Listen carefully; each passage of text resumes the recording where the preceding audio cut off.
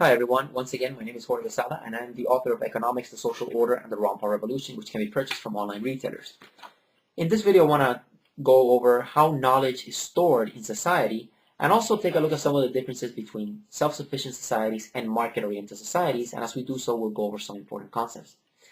If we go back in time far enough, all human beings lived in small tribal self-sufficient societies, where the social order was very simple and there was very little of what is commonly referred to as the division of labor. The man might have hunted and fought with the neighbors, the woman might have raised the children, cooked, and gathered stuff. Now, in market-oriented societies, they're vastly different in the sense that there's a lot of division of labor.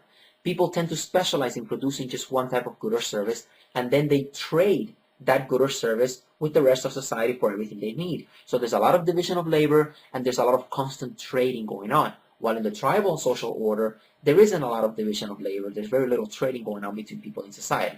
Now, why is it that market-oriented societies eventually came to overtake the self-sufficient societies?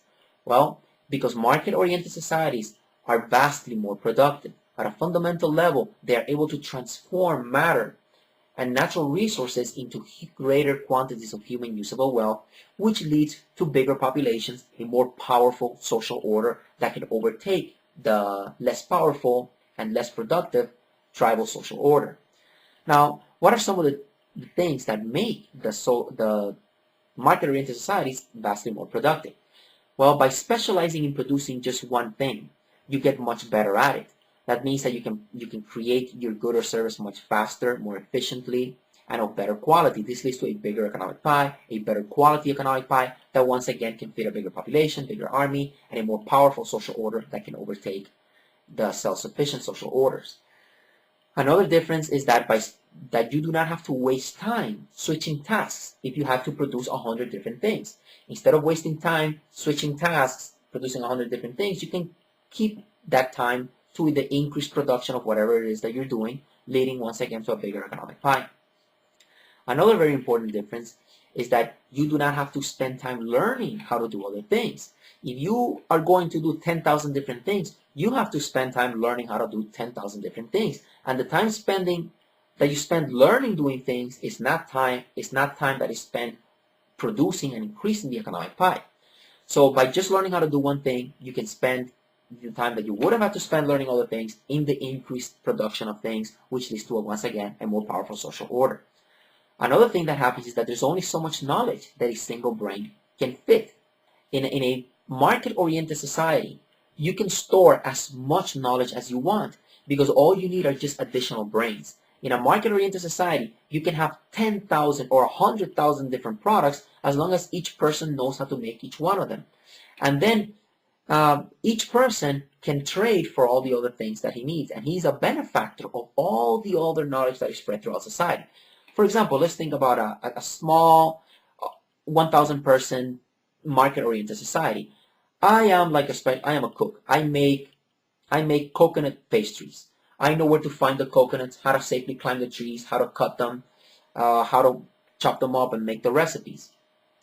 Now, there might be the basket maker. The basket maker knows everything about where to find the vines, which are the best type of leaves and vines, and how to stitch them together to make the basket. Then there is the rock knife maker. He knows where to find the best rocks that you can chop them up to make the sharpest rocks. He knows how to sharpen them, and so on. So by me trading my coconut pastries with the basket maker, I get all the benefits of all the knowledge that went into making the basket without having to know any of it by myself. And again, when I trade with the knife maker, the same thing applies there. Now this division of knowledge leads to tremendous improvements in production. For example, let's just say that one day I'm walking by the market and I notice the basket maker and he's showing off how strong his baskets are by putting lots of rocks and lifting them up. So then I think to myself, with these baskets, instead of making 5 trips per day because I can only carry maybe 4 coconuts to where I need to get the coconuts, now with the basket I can just make 1 trip. And then instead of spending that time, I can spend that time walking back and forth. I can spend that time making more of my coconut pastries, or spend that time to producing something else, which will increase the economic pie in another way. So once again, thanks to incorporating the basket, I am much more productive. Now, let's just say that I also run into the knife making guy. And I think to myself, with these knives, I can cut the coconuts faster, I can process them faster, and once again, I'm going to be even more productive. So now one can see how the knowledge that used to exist in my brain has been replaced by knowledge that incorporates how to use the basket and how to use the knife. And my productive process has gotten more complex because before I used to need only the knowledge that resided in my brain, but now it needs the knowledge of how to make the basket and the knowledge of how to make the knives. So one can see how there is this stacking of knowledge upon knowledge, how there's interconnection, this patchwork of knowledge that increases productivity, and it also increases the network of knowledge dependence. Now, if the basket maker uses some product that is created by another guy, then I am a benefactor of the knowledge that went into making that product, right? So one can see this incredibly complex web which is needed, right? Because the basket maker might not have been able to make his baskets if he didn't have the knowledge from this guy. And then my coconut pastry production process would have been less productive if I didn't have the basket. So there is this layering of knowledge that starts taking place in market-oriented societies, and that's what allows market-oriented societies to hold so much knowledge, be much more productive, and once again overtake inferior social orders. Now let's think about a modern example, something like Amazon.com. Amazon.com is an online retailer.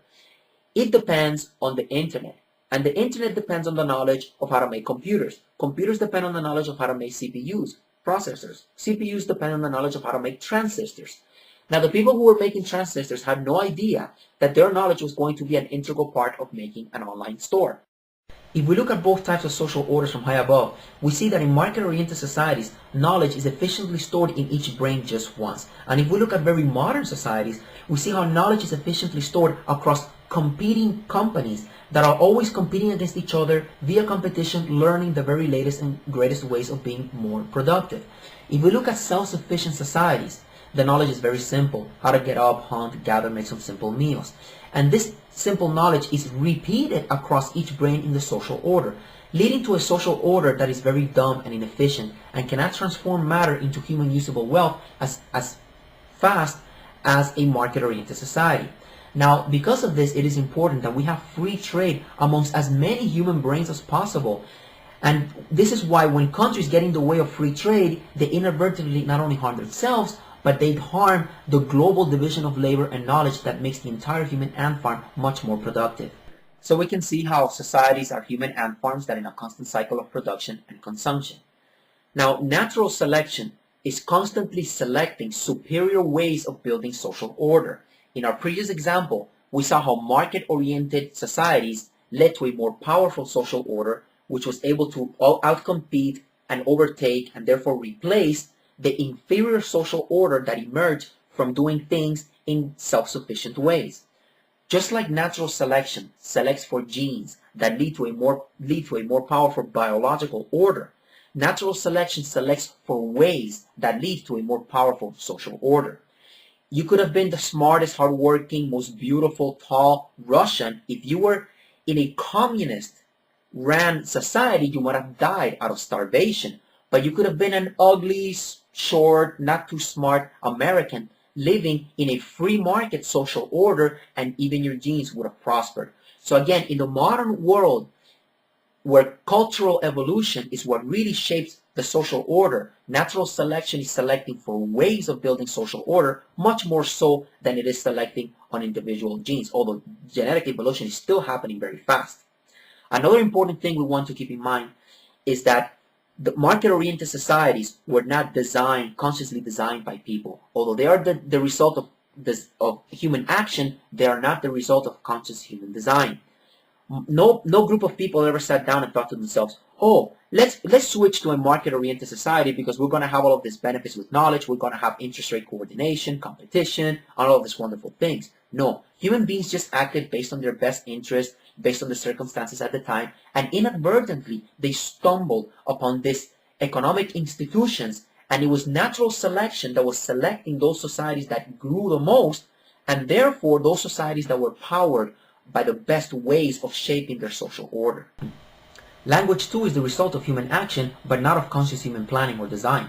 Just like biologists are understanding how natural selection shapes the biological order, economists are beginning to understand how natural selection shapes the evolution of various socioeconomic forces that create the social order.